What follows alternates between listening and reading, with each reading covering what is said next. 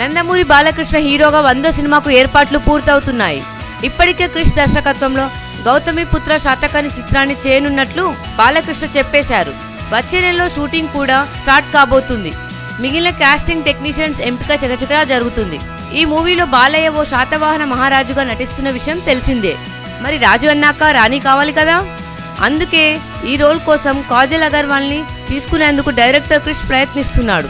ఇప్పటికే కాజల్ అగర్వాల్ 2 సినిమాల్లో యువరాణిగా నటించినా ఇప్పుడు మహారాణిగా ప్రమోషన్ అందుకోనుందన్నమాట. అయితే గత చిత్రాలతో పోల్చితే ఇది చరిత్రలో చాలా వెనుకకు వెళ్లాల్సి ఉంటుంది. క్రీస్తు శకం 1వ శతాబ్దానికి చెందిన స్టోరీ ఇది. అందుకే కాస్ట్యూమ్ సహా అనేక విషయాల్లో చాలా మార్పులు చేయాల్సి ఉంటుంది. అయితే బాలకృష్ణ సరసన ఈ పాత్రలో కాజల్ అయితేనే బాగుంటుందని దర్శకుడు అనుకుంటున్నాడని తెలుస్తుంది. ఇప్పటికే కాజల్కు ప్రతిపాదన అందగా ఈ చారిత్రాత్మక చిత్రం బాలకృష్ణ కెరీర్లో కీలకమైన మూవీలో తనకు ఆఫర్ రావడంపై కాజల్ సంతోషంగా ఉందని తెలుస్తుంది. ఇంకా ఈ చిత్రానికి చందమామ సైన్ చేయకపోయినా బాలయ్యకు మహారాణిగా కాజల్ని ఖాయం చేసేసుకోవచ్చు.